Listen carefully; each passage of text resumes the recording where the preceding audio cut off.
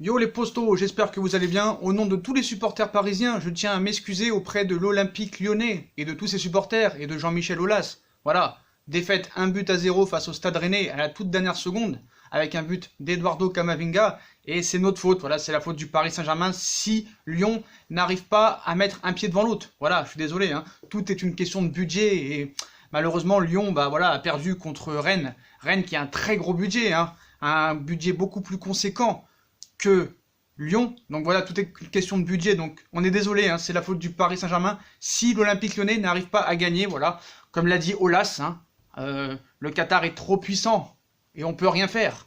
Donc c'est très bien, hein, de dire que c'est une question de budget, mais dis-moi ton classement, hein. Donc être en pleine tempête alors que son équipe est qualifiée pour la phase finale de Ligue des Champions, bah, c'est l'actualité surprenante de Lyon, hein, et de Jean-Michel Aulas qui toujours crache sur le Paris Saint-Germain. Donc c'est notre faute, hein, c'est notre faute, hein, c'est la faute de nous, supporters parisiens, du Paris Saint-Germain et de ses dirigeants si Lyon ne met pas un pied devant l'autre, hein.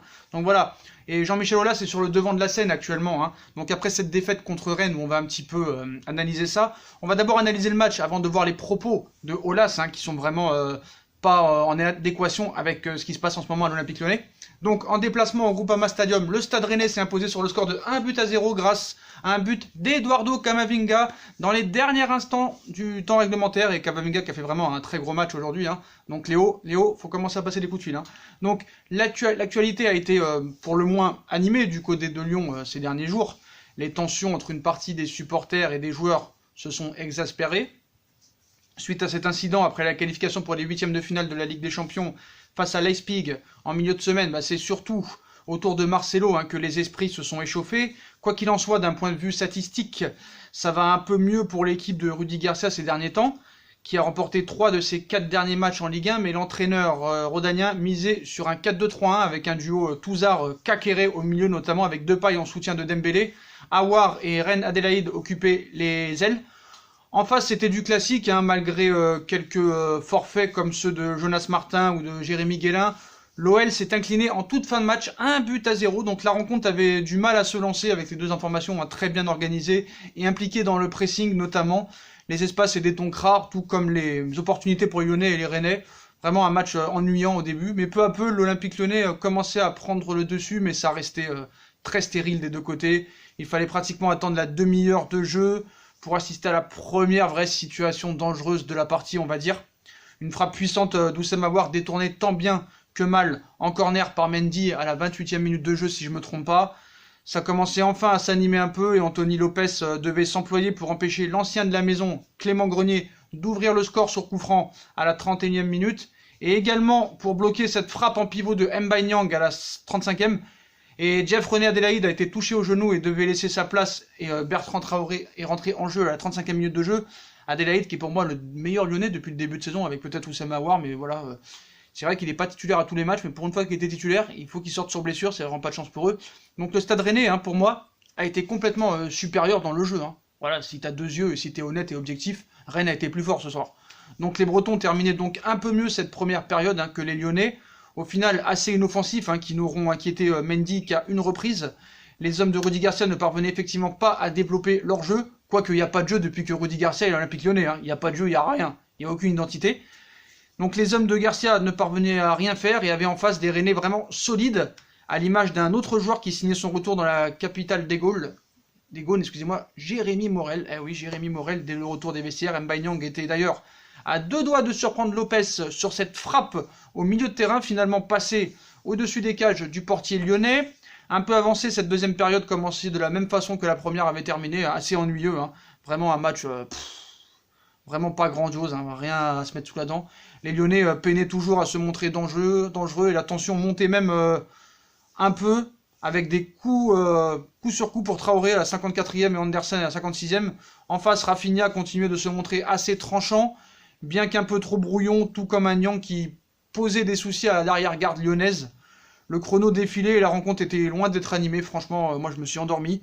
Les supporters lyonnais avaient beau donner de la voix, bah, leur joueur ne parvient pas à produire du concret, pas de jeu, aucun fond. Mbaye Niang était même tout proche de trouver la faille à deux reprises, à la 78e et à la 81e de jeu, avec en fin de match, une fin de match quand même qui s'animait, puisque l'OL répondait à Edouard Mendy, qui devait sortir un double arrêt devant Kakere et Traoré à la 84e minute de jeu.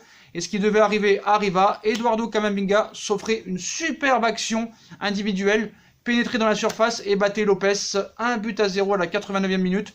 Lopez, il se fait battre par Camavinga. Camavinga crucifie l'Olympique Lyonnais à la 89e minute de jeu. Même si l'arbitre a donné 7 minutes de temps additionnel, l'Olympique Lyonnais n'a pu revenir au score. Rennes se hisse à la 4e place, enchaînant une 4e victoire de rang, alors que l'Olympique Lyonnais reste 8e. Donc voilà, monsieur Aulas, on critique le Qatar. Le Qatar, c'est trop fort pour nous. Paris a un budget trop conséquent par rapport à Lyon. Lyon ne peut rien faire devant le Qatar. Oui, d'accord. Ça pourrait être logique. On pourrait prendre ça avec un petit peu de crédibilité si tu étais 2e tous les ans derrière le Paris Saint-Germain. Mais là, tu es 8e, frère. Tu es 8e. Donc les propos d'Aulas, maintenant, il va falloir à un moment donné que le gars prenne ses propres responsabilités, se pose des questions sur sa présidence, sur son management, sur Juninho, son directeur sportif, parce que là, tu es derrière Nantes, tu es derrière Rennes, tu es derrière Bordeaux. Donc à un moment donné, il va falloir que tu te poses des questions. Tu es 8e du championnat à la 18e journée. Donc, comme on vous l'avait dit, Jean-Michel Aulas est sur le devant de la scène actuellement, et pas uniquement pour parler du cas Marcelo. Ce problème de taille symbolise en fait une certaine lassitude chez les supporters, bref, qui estiment que leur club, malgré des moyens financiers importants, ne se donne plus les moyens de lutter pour des trophées en vendant chaque année ses meilleurs joueurs, une politique de Jean-Michel Aulas assumée, totalement comme l'avait confié Aulas dans une interview, et il cite « Quand on dominait la Ligue 1, nous jouons avec moins de jeunes de l'académie, et quand les jeunes viennent me voir parce qu'ils veulent partir, je n'ai pas le choix. Corentin Tolisso, a signé au Bayern de Munich pour une somme assez conséquente, une somme record même, qui permet aux supporters de s'installer dans le meilleur stade d'Europe d'après lui, qui permet aussi dans les COP. Quand Aouar viendra me voir dans 2 ans pour aller au Real, je ne pourrai pas le retenir. La génération qui a vu Lyon triompher sait que concurrencer le Paris Saint-Germain, c'est compliqué, c'est se mettre en danger pour le futur, mais évidemment tout est possible sur les jeux vidéo et les réseaux sociaux. Donc d'après lui, il n'y a aucune possibilité de pouvoir concurrencer le Paris Saint-Germain. Donc voilà, tout est question de budget. Donc c'est ta 8e place, tu la justifies comment alors? Voilà, donc le gars n'a plus aucune ambition, et il nous disait le contraire il y a quelques années. Je me rappelle quand il était passé à l'Afterfoot en 2016 ou 2017, où il avait dit que l'objectif à long terme, c'était de concurrencer le Paris Saint-Germain, et maintenant comme il voit que c'est pas possible, maintenant il remet la faute sur le budget, et il remet la faute comme quoi ce serait très dangereux d'aller chercher le Paris Saint-Germain. Donc le gars il n'a plus aucune ambition, peut-être que la vieillesse maintenant lui fait perdre les pédales, bref. Donc il dit carrément que évidemment tout est possible, mais sur les jeux vidéo et les réseaux sociaux. Donc le mec n'y croit plus du tout. Donc a lancé le président de Lyon, qui en veut, selon lui, une poignée d'agitateurs qui parvient à convaincre quelques supporters indécis. En attendant, pour revoir Lyon au sommet, Aulas l'avoue, il n'entend qu'une chose, pour lui il n'y a que ça en tête, que le PSG voit les investissements du Qatar baisser. Donc ça veut dire que pour lui, il faut que le Qatar arrête d'investir pour que Lyon concurrence le PSG. Mais t'es 8e du classement, frère. Tu es 8e du classement à la 18e journée. Voilà. Donc, sur ses propos, sur le Qatar, encore une fois, il cite « Aujourd'hui, ce n'est pas la faute du supporter ou des dirigeants, mais de l'État français ou des organisations du football européen. On ne peut pas être devant le Qatar. À un moment, on va revenir devant quand la régulation sera nécessaire. C'est pourquoi il faut être résistant, avoir une puissance économique. Nous participons à notre 23e campagne européenne consécutive, dois-je le rappeler. C'est plus que n'importe quel autre club français. Nos jeunes supporters doivent prendre du recul. Les réseaux sociaux tournent la tête des plus fragiles d'entre eux. Aujourd'hui, celui qui gagne, c'est celui qui a la plus grosse puissance économique, a confié à Jean-Michel Aulas, qui ne voit pas d'amélioration importante à venir pour permettre l'Olympique Lyonnais de concurrencer le PSG. Mais n'importe quoi ce qu'il dit, ça n'a aucun fondement. Je suis désolé, dans ta poule que tu étais en Ligue des Champions, c'est toi qui avais le plus gros budget. 319 millions d'euros de budget. Tu as le même budget que l'Atlético Madrid, voire plus. Et l'Atlético Madrid, depuis 10 ans, c'est 2 finales de Ligue des Champions, même pas en 10 ans, en 8 ans. En 8 ans, c'est 2 finales de Ligue des Champions, une demi-finale, 2 victoires en Europa League. Arrête de mettre ça sur le sujet des budgets. Regarde Saint-Etienne et Rennes. Ils ont réussi à gagner seulement un match sur 12 en Europa League. Un match sur 12 contre Obrasknia, Cluj, Celtic Glasgow, et des clubs que je pourrais même pas te citer le nom. Donc arrête de parler de budget. Leipzig, tu as un plus gros budget qu'eux. Benfica, tu as un plus gros budget qu'eux. À un moment donné, prends tes responsabilités. Arrête de prendre la tête à ceux qui ont un plus gros budget. Toi, tu es 8e du classement. 8e du classement. Donc maintenant, je suis désolé, moi je pense que le gars devrait peut-être voire midi à sa porte à un moment donné, qu'il prenne ses responsabilités lui-même. Parce que là, il est plus cohérent et perd complètement la tête. Donc, est-ce que c'est la vieillesse? Est-ce que le gars a perdu tout contrôle? Parce que là, il n'a aucune excuse. Je suis désolé, il n'a aucune excuse. Voilà, tu es 8e du classement. Donc déjà, avant de parler du Paris Saint-Germain, essaye d'être devant Nantes, d'être devant toutes les équipes qui sont devant toi, en fait. Voilà. Encore, tu serais 2e tous les ans, indéniablement. Tu pourrais peut-être te plaindre. Mais là, je suis désolé. Moi, je vois le classement en face de moi. J'ai Lille 3e, tu as un plus gros budget qu'eux. Tu es à Rennes 4e qui est devant toi, tu as un plus gros budget qu'eux. Nantes 5e, tu as un plus gros budget qu'eux. Nantes, Reims, Bordeaux, Monaco qui te colle aux fesses avec un match en retard. Voilà, faut l'avouer maintenant, Lyon est 8e et a seulement 3 points d'avance, si je ne me trompe pas, sur le 15e. 3 points d'avance sur le 15e. Ce qu'il faut savoir, c'est qu'il y a... Il y a combien? Il y a 4 points ou 7 points. Voilà, non, il y a 4 points entre le 8e et le 15e. Donc à un moment donné, il faut balayer devant sa porte, arrêter de se trouver des excuses.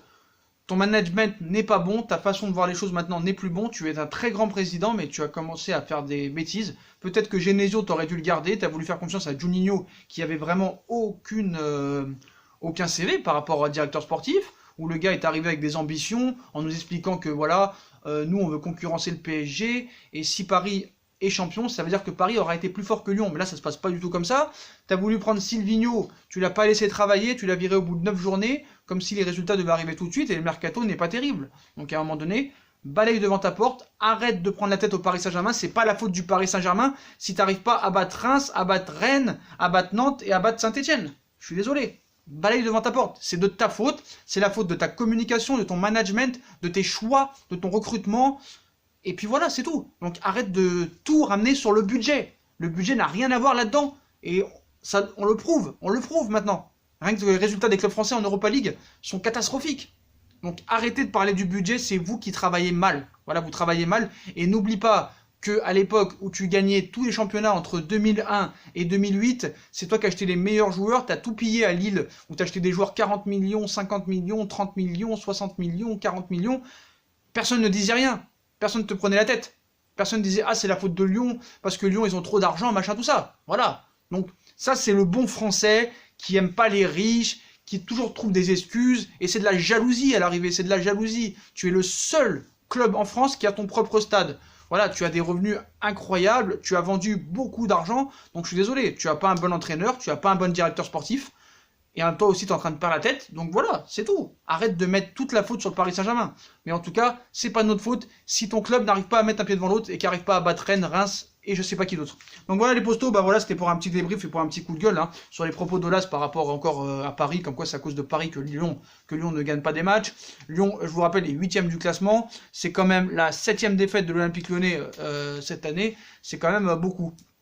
Donc voilà pour ce petit débrief les potos, comme d'habitude, si on a kiffé la vidéo, on like, on partage, on s'abonne. Dites-moi en commentaire ce que vous avez pensé du match de Lyon et de cette défaite encore aujourd'hui face à Rennes à domicile, ainsi que les propos d'Olas encore sur le Paris Saint-Germain. Puis comme d'habitude, on me suit sur les réseaux sociaux, Instagram, Facebook, Snapchat, Twitter, ainsi que sur Utip, si vous voulez regarder les pubs gratuitement en faire avançant la chaîne ou en faisant un petit don par-ci par-là. Voilà les potos, je vous souhaite une très bonne vidéo. Et à tout à l'heure pour le débrief de PSG Saint-Etienne, ou plutôt Saint-Etienne Paris Saint-Germain les postos. Tchuss.